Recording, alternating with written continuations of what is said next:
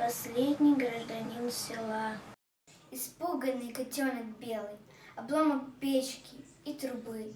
И это все, что уцелело от прежней жизни избы.